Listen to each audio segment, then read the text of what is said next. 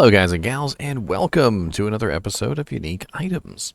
Today we're going to be covering an item that I probably leave in the dirt every single time I see it, and I usually comment, oh look, another Gleamscythe. Gleamscythe is a rather weird item. It's only level 13 requirement, which means you can use it before you leave Act 1 normal, so it is a relatively low tier item. It is rather much of a confusing mess of effects, though. And as we go over it, I think you'll understand. Gleamscythe has a one-handed damage of 18 to 34, which is really high for a one-handed weapon at level 13. It has a relatively slow speed, though, because it is a Falchion. Falchions have, I think it's like a plus 10 attack speed. They're pretty awful. In fact, you know what? Let me just double check that real quick on Ariat Summit, just for laughs. So the normal sword of Falchion is it's a plus 20. My bad. Plus 20, not plus 10. Very, very slow weapon, and it does have increased attack speed on it to try and make up for that, which brings it to a fast attack speed weapon with 20% increased. It's not enough, though. And any character that uses this weapon, you'll know what I'm talking about, is it's really, really slow. We also have a pretty high enhanced damage on this of 100%, but it also varies very largely by 40%. So it goes from 60 to 100% variable, which does mean that you'll find this in a kind of a poor state. It has a relatively low amount of cold damage on it, which at 3 to 5, which doesn't really do very much, and it has a rather low duration of only 2 seconds. It's really only kind of useful to to very, very, very, very lightly freeze a monster, for a very short period of time.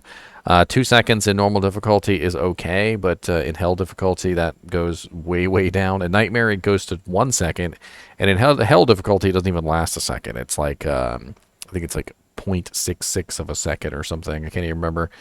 It's pretty low, so not even worth talking about for the most part. Just it's like nothing that a charm with 1 to 2 cold damage wouldn't give you. We also have plus 20 defense, which is actually kind of nice for level 13. Especially when you think about the fact that an armor around this level only has 30 or 40 defense. And then we also have plus 30 mana, which is actually kind of massive. It's actually one of the things that really confuses me on this, because we have defense and mana on a sword with no dexterity requirement and rather low strength, which almost makes me think that Gleamscythe was more specifically pointed at a sorceress. 30 mana is actually enough at this level that if you were to put it on, would have a huge impact on your regeneration rate as well as your ability to cast spells. And since it requires no dexterity, you could very easily put this on a low-level character and get pretty good use out of it, to be honest. If you were a low-level sorceress, a low-level necromancer, low-level druid caster, even maybe a low-level casting paladin, 30 mana can have a huge effect on how quickly you regenerate, and the defense, honestly, would actually be a pretty big bump around this level. Who does this sword actually get pointed at, though? I'm not 100% sure. I feel like this sword was originally developed for a character that has really hard-hitting abilities that don't necessarily need to be utilized very quickly. For instance, a charge paladin, I feel like, could get halfway decent use out of this, especially with the additional mana and defense.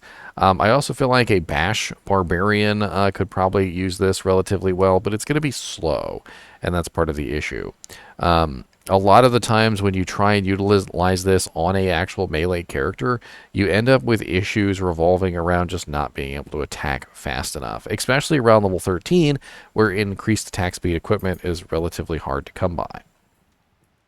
It also has plus 3 light radius, which I'm sure is to go along with the gleam part of the word, the unique item. It's kind of like a themed effect.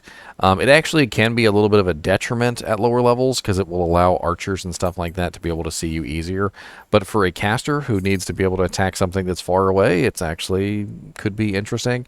Usually I end up just spamming my spells so I can see monsters, because my spells usually have tons of light effects on them as well.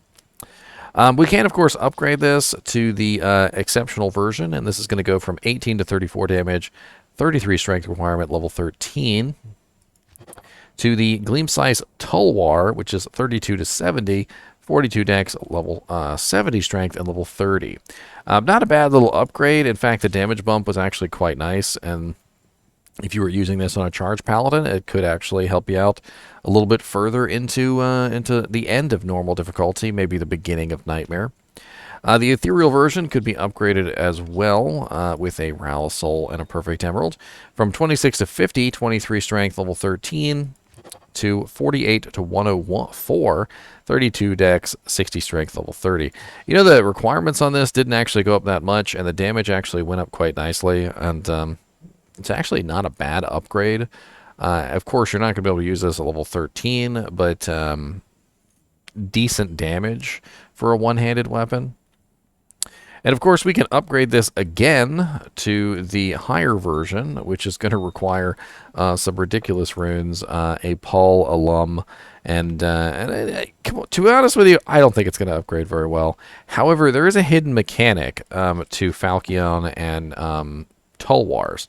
If you guys are unaware of this, Falchions and Tulwars actually have a speed boost when they are upgraded to their final form, which is the Hydra Edge. So they go from a 20 plus base to a much, much faster base of the Hydra Edge. And the Hydra Edge is, if I remember correctly, it's a 0. Is it a 0? It's been a little while since I looked it up. Oh, it's a 10, sorry. So you go from a 20 base to a 10 base, so you actually do get a speed bonus for upgrading it to the elite tier. And let's take a look and see what that looks like. So we're going to go from the Gleamscythe Tulwar 32 to 70, 42 dex, 70 strength, to the 56 to 136 one-handed Hydra Edge, 105 dex, 142 strength, level 63, so not really a good upgrade. But we did go from fast attack speed to very fast attack speed, as you can see. We got bumped up one tier in the speed of the weapon. So not only did we get a damage increase, we also got a speed increase. It really wasn't enough to make this useful, but definitely interesting.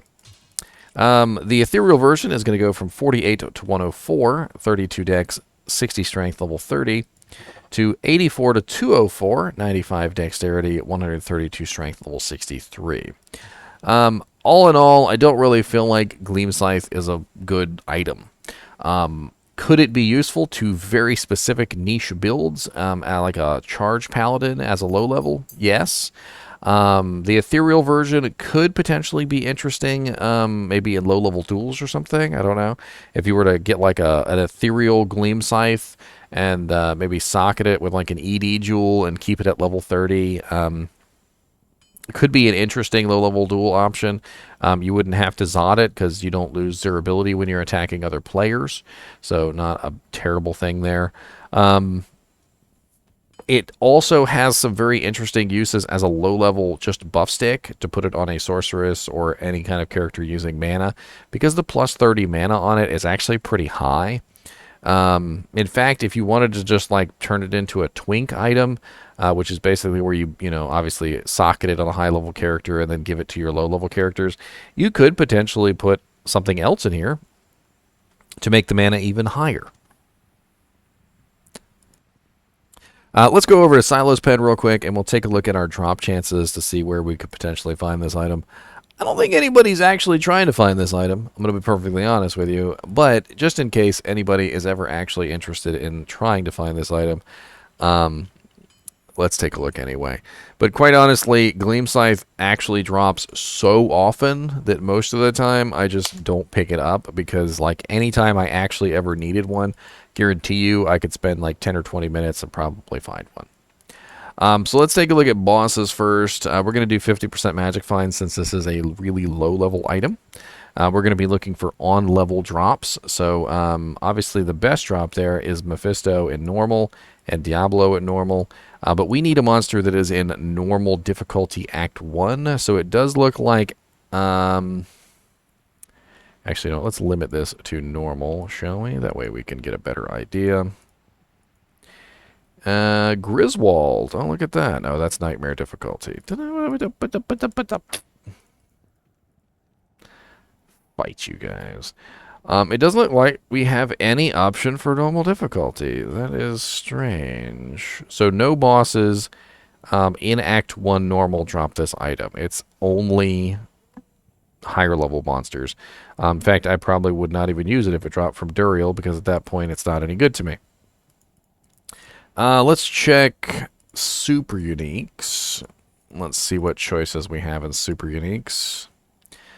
Fire Eye in the Palace Cell level 3 is a decent choice, but by then you probably wouldn't want to use it.